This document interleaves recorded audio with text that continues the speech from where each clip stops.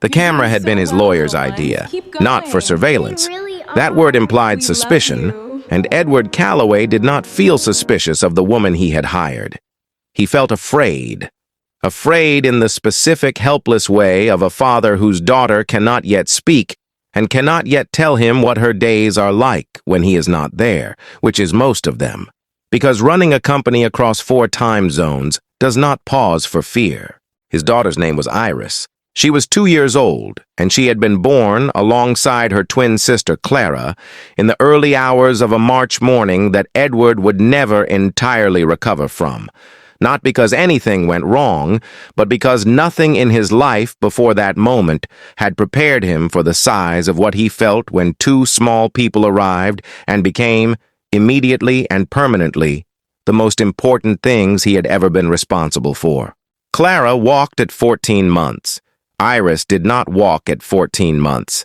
The pediatric neurologist used careful language to explain what that meant, and Edward sat in the small chair across the desk and listened and understood every word and felt none of them land in a way that he could manage yet.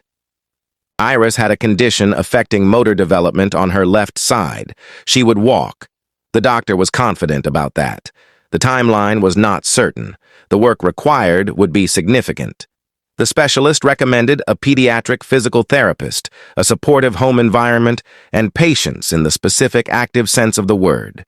Not waiting, but continuing. Edward hired a maid and household manager named Adai Okonkwo, who came with references so thorough they bordered on overwhelming, and who had, in the interview, looked directly at Iris in her floor seat and said hello to her before saying anything to Edward, which he had noticed and had not forgotten. She started on a Monday. The camera was installed on a Friday 2 weeks later, at the lawyer's suggestion, framed as standard practice for household staff in properties of this value.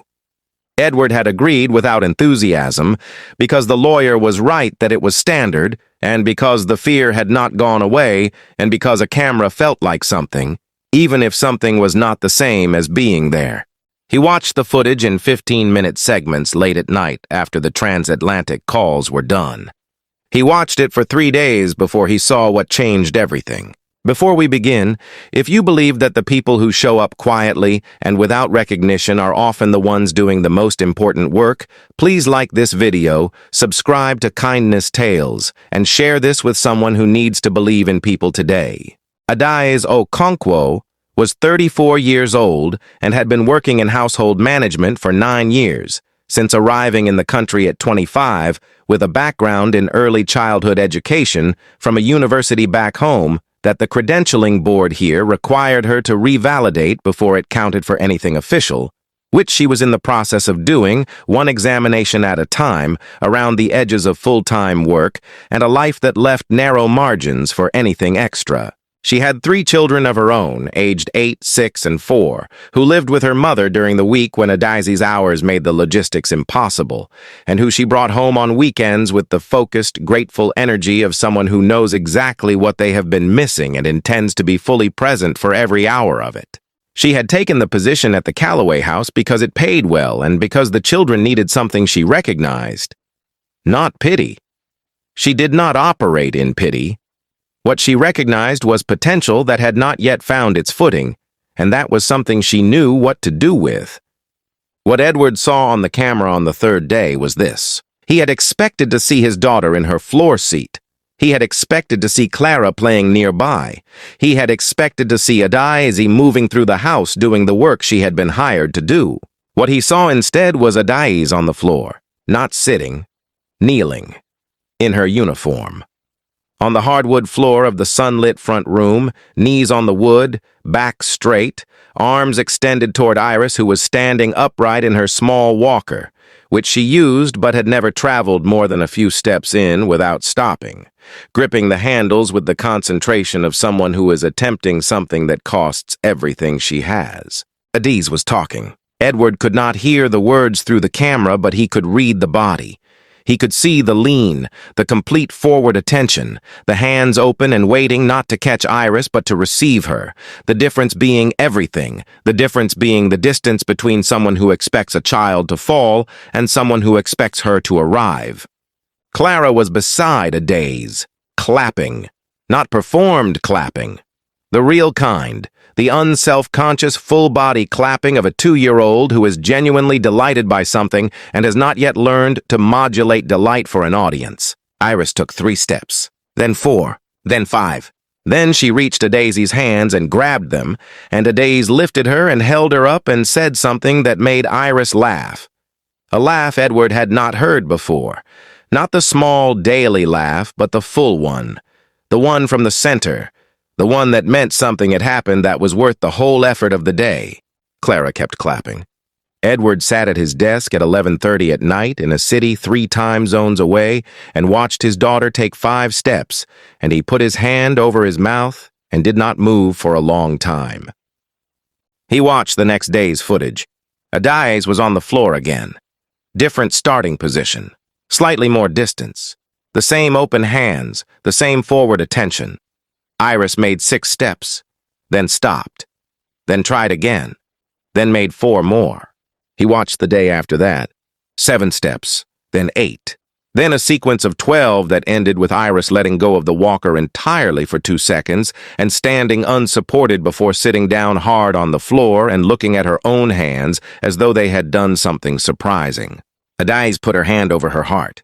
Clara said something to Iris that 2-year-olds say to each other in the language that belongs only to them. Iris laughed again. Edward booked the first available flight home. Before we continue, we want to stop here. Because what Adai did on that floor every day was visible on a camera, but invisible to the world in the way that the most important work almost always is. And Kindness Tales wants you to know what had been quietly shaping Adai into the person who knelt on that floor. There was a teacher named Mrs. Adai, who had taught Adai at age 9 in a classroom that had too many students and not enough books, and who had stayed after school twice a week to work with the children she identified as needing more than the standard day could give them. Adai had been one of them. Mrs. Adai had never described this as extra. She had described it as Tuesday and Thursday. Adai had become a teacher because of Mrs. Adai. She still knew it clearly. There was a pediatric physiotherapist named Dr. Mensa who had worked at a clinic near where Adai grew up and who had allowed Adai to observe sessions during a school placement year, treating her not as a student to be managed, but as a person to be taught. Dr. Mensa had said once, in the middle of a session, without stopping what she was doing, "The child always knows more about what they can do than we do. Our job is to create the conditions and then get out of the way." Adai had written it down. She still had it. There was a neighbor named Miss Gloria who had watched Adai's children on the evenings when the credentialing examinations fell on days that could not be rearranged, who had done this 17 times over 3 years, who charged nothing and said only that children needed feeding and she had a pot on anyway. Miss Gloria had never used the word sacrifice about any of it. It was not sacrifice to her. It was just Tuesday. It was just Thursday. It was just a pot on the stove. These were the people who made Adai. The people who showed up in the small ways that accumulate into a person's capacity to show up for others. She did not think of herself as carrying their legacy. She just did on that floor every day what had been done for her in rooms and on afternoons that the world had not noticed either. Edward landed on a Thursday afternoon. He came through the front door at 4 o'clock, which was Iris's best hour. The pediatric therapist had told him, the hour when her energy was highest and her frustration was lowest and the work went best. Adai was on the floor. She had not heard him come in. He stood in the doorway of the front room with his bag still on his shoulder and watched. Iris was at the walker. Clara was in position beside Adai, already beginning to clap in the anticipatory way that suggested she knew what was coming. Adai's hands were open. The light was coming through the windows, the way it came through in the late afternoon, long and warm across the hardwood floor. Iris took a step, then another. Then she looked up and saw her father in the doorway, and her face did the thing faces do when they see the person they have been waiting for without knowing they were waiting. She let go of the walker. She stood for 3 seconds. Then she took 4 steps toward him and fell into his arms, and he caught her and held her and did not trust himself to speak for a moment. Adai sat back on her heels and looked at the floor with the quiet expression of someone who understands that the moment belongs to someone else and is completely at peace with that.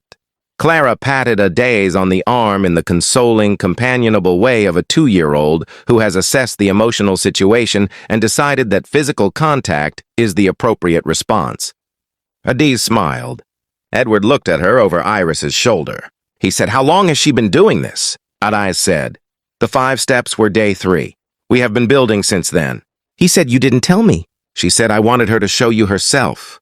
He was quiet for a moment. He said, "Why?" She said, "Because the first person a child shows something to matters. She knew you were coming. Children always know." He looked at his daughter, who had buried her face in his neck in the way she did when she was somewhere between awake and overwhelmed. He said, "The camera." Adai looked at him. He said, "I watch the footage every night." She said nothing. He said, "I want you to know that what I saw on that camera is the reason I came home early and the reason this conversation is happening. And I want to ask you something directly." She waited. He said, "What do you need? Not for the job, for yourself, the qualification you're working toward, the examinations, the children during the week. Tell me what removing those obstacles looks like." She looked at him for a long moment, not with suspicion, with the careful attention of a person who has learned to distinguish between offers that are performances and offers that are real. She told him. He listened the way she had listened to Iris, with his full forward attention, without filling the spaces. When she finished, he said, "I can help with most of that.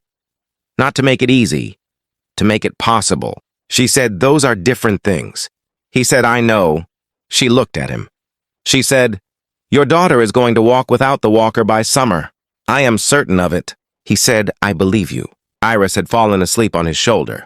Clara had moved on to an investigation of something near the window that required her complete attention. The light came through the room the way it came through in the late afternoon, and the house was quiet, in the way houses are quiet when something important has just finished happening and the people in it are still sitting with it. Adai rose from the floor, smoothed her uniform, and went to start dinner. She passed Miss Gloria's number on the way through the kitchen, written on a card pinned to the board beside the refrigerator, and touched it briefly with one finger the way you touch something that has been essential. Tuesday, Thursday, a pot on the stove. The quiet work that holds the world up while nobody is watching. Except sometimes someone is watching. And sometimes that changes everything. If this story stayed with you, please like this video, leave a comment, and share it with someone who needs it today.